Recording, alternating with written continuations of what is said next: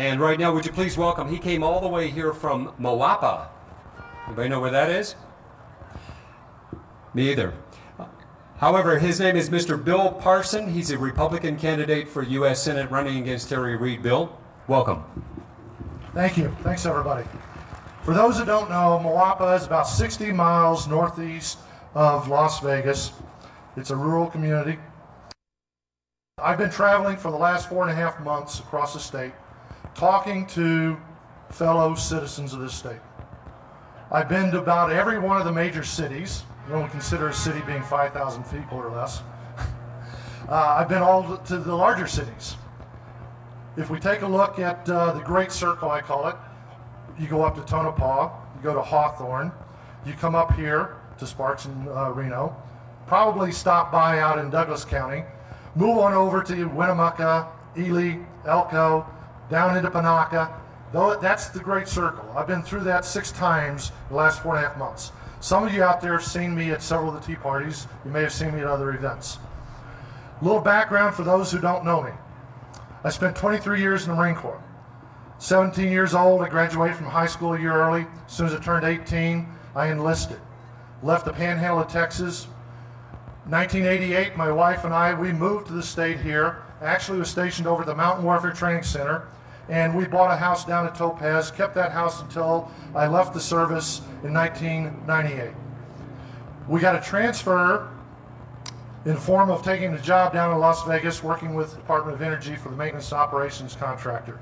Last 11 years I've been down there. I've been running projects.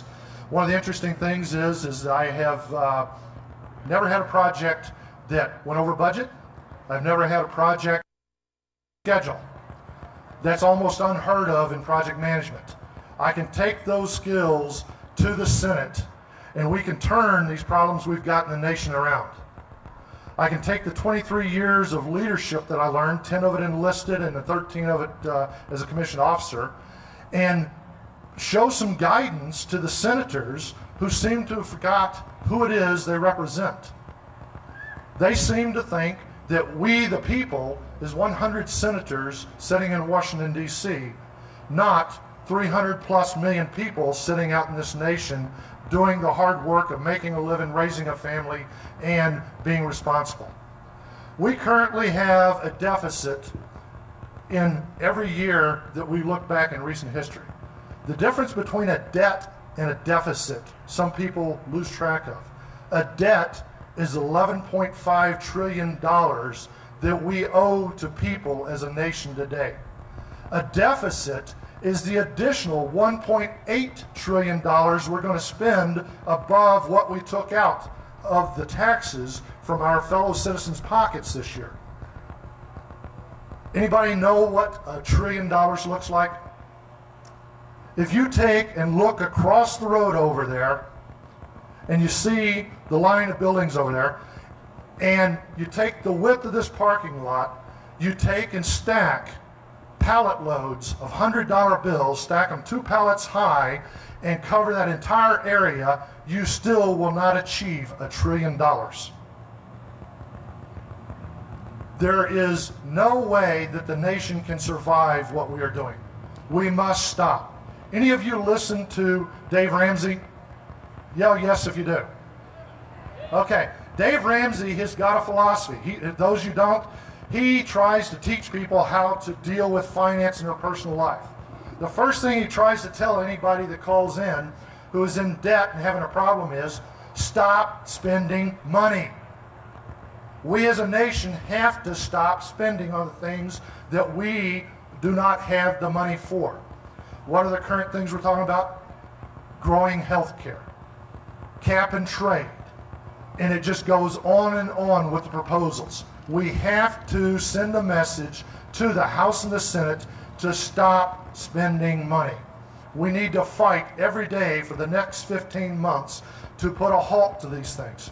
Then we need to elect people like myself to the House and the Senate who will fight to bring back the liberty that has been taken away from each one of us.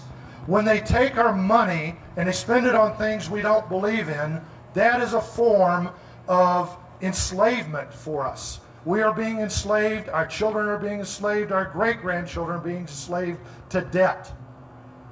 Our government no longer represents us. The only way to change that is to not allow them to represent us by voting them out of office. We have the opportunity in the House to take every single House member who voted for the cap and trade in the House, the budget for 2009, and the TARP bill, and throw them out of office. Easy way to tell whether to get rid of them is do a thumbnail. If they voted for any one of the three, get them out. Now, what do we do with the rest of them? Look at the record and decide, are they representing us, we the people? If they're not, get them out. Now, I believe that you will find that I am the best possible candidate to take on Harry Reid and defeat him. I told you I spent 23 years in the Marine Corps, so I'm not afraid of a fight. Spent 11 years working in business, so I understand where our problems are when it comes to finance. I also understand where our problems are when it comes to liberty. I may not be a constitutional student in the form of those who study it in the halls of our various universities. What I've discovered when people claim to be constitutional students is they don't care about the Constitution. They only care about finding ways to subvert it and get around it. Those people here today that have read the Constitution understand what it is. It is a limitation on our federal government. It is the constraints we, the people, placed on that federal government over 200 years ago. Whenever the Constitutional Convention stood up, they worked very hard trying to create a document which was the Constitution. They went back to the original 13 states and said, the Articles of Confederation we knew were all flawed. We've come up with a better document. Did we, the people, accept that? No. We, the people, came up out of 13 states with 179 amendments. Those 179 amendments were changed to the 10 amendments. They are amendments that represent natural law. Natural law in the form of we, the people's rights, God-given, and natural law in the form of the 13 original states extended to the 50 states today. I believe in the sovereignty of the states. My objective is to see the federal government within 10 years reduced in 60% for spending and 60% in size. We can start by doing away with the Department of Education. Education is best served by those 50 individual states competing with each other for the best possible education product for our children. My wife is a mathematics teacher. She's got a degree in math and physics. She could have earned 3 times as much money anywhere along her career by simply quitting the education field. She didn't do it because she loves the field. She loves the children. She sacrificed what the family could have brought in for money to put out something better in the form of better children, better citizens. I would like to think that I've done something similar in my life. 23 years of service in the Marine Corps, 11 years working indirectly supporting the needs of the country out at the test site, and 6 to 12 years in the future as a senator. I believe we need to take a look at empowering and returning the rights of the states so that we individually can move government back to where it can be controlled. How many of you have had the opportunity to go to Washington, D.C. and see you're a congressman or senator in Washington, D.C.? I see 1 or 2 or 3 hands. Very difficult thing, very expensive thing for most of us to do. How many of you seen on the streets your county commissioner, your elected officials in the, from the city or community you're at? Probably a lot more of you. I want to move our government over the next 10 years as close as possible to the people. The things that need to be moved out of the federal government to the states, the things that the state, that we as the citizens of this state look at and determine what could be better handled by the counties. And from the counties, what could be better handled by the cities.